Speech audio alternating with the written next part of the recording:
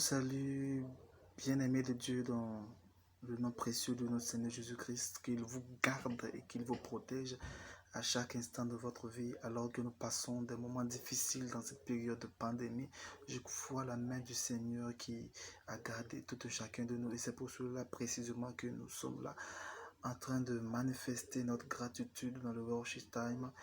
Je veux ce matin que tu lâches tout ce qui est fardeau en toi, tout ce qui est amertume en toi, et que tu viennes dans la présence de Dieu afin de l'adorer.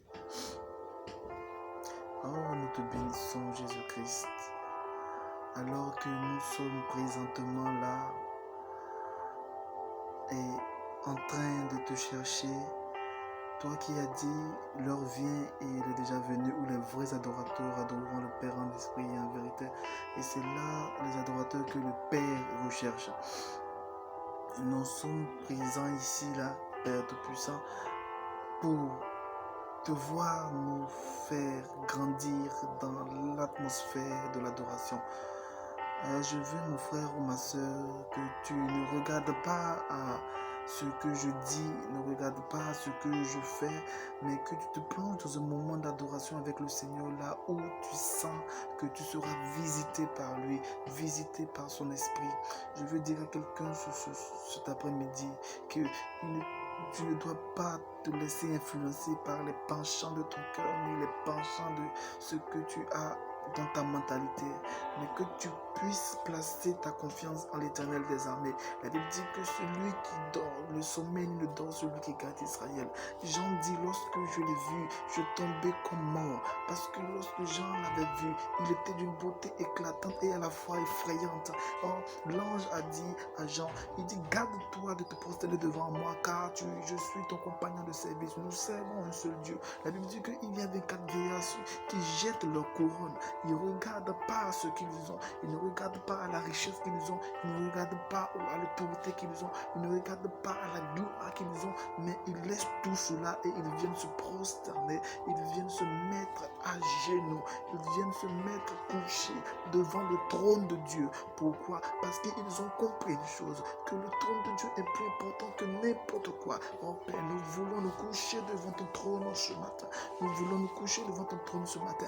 Alors que les disciples étaient en train de se plaindre, ils étaient en train de dire, mais quel est ce maître que nous suivons qui ne nous-mêmes comprend pas? Et quelqu'un a dit, et j'ai aimé bien cette phrase, c'était la phrase de Pierre. Pierre a dit, Seigneur, à qui irions-nous? À qui irions-nous? Tu as les paroles de la vie, tu as les paroles qui nous restaurent, tu as les paroles qui nous vivifient, tu as les paroles qui nous bénissent, tu as les paroles qui nous donnent d'aller de l'avant. Oh, je veux penser à l'Éternel des armées, celui qui me donne de la joie au cœur, celui qui ne m'a jamais ravi de sa joie. Oh, je prie pour quelqu'un ce matin, que sa joie ne soit jamais ravie, que l'Esprit de Dieu ravitaille alors que nous sommes en train d'adorer sa joie. La joie de quelqu'un ce matin est en train d'être renouvelée, est en train d'être ravitaillée, parce que le Saint-Esprit est à l'œuvre. Je veux te dire ce matin qu'il n'est pas question pour toi de rester dans une amertume pareille.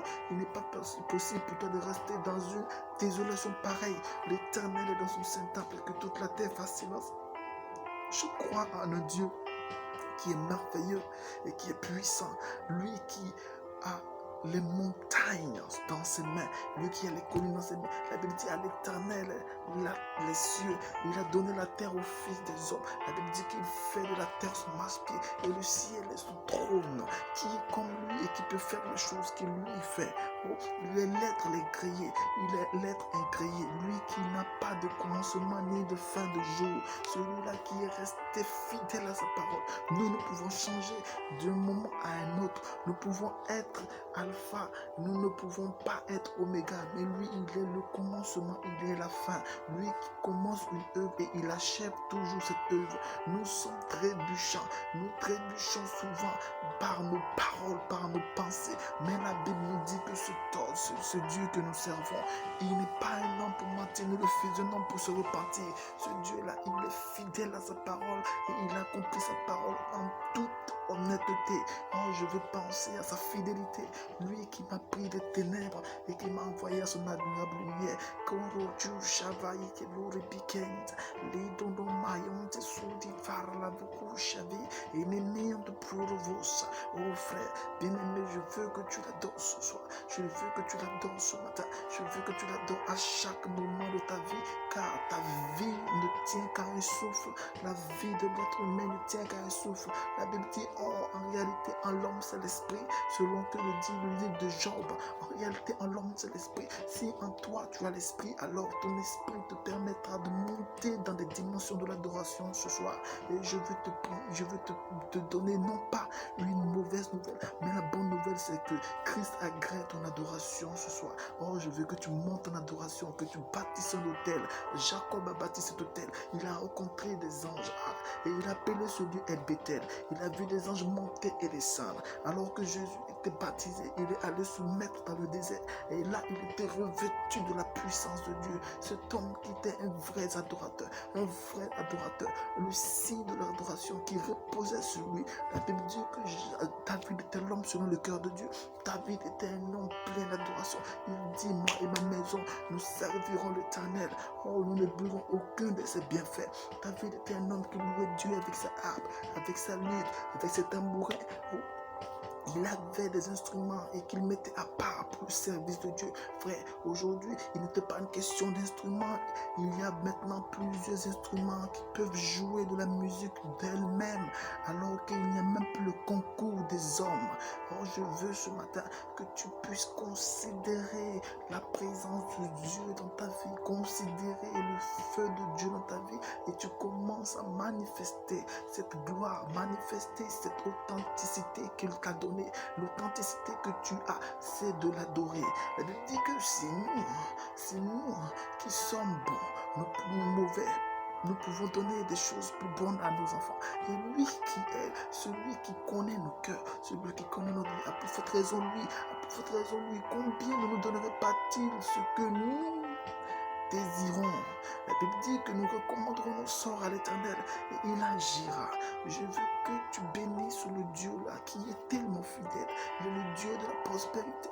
Il est le Dieu de tes pères. Il est le Dieu de ton alliance. Lui qui ne t'a jamais abandonné. Tu l'as abandonné certainement un jour ou l'autre. Tu as commencé à te lamenter alors que tu étais seul dans ton endroit.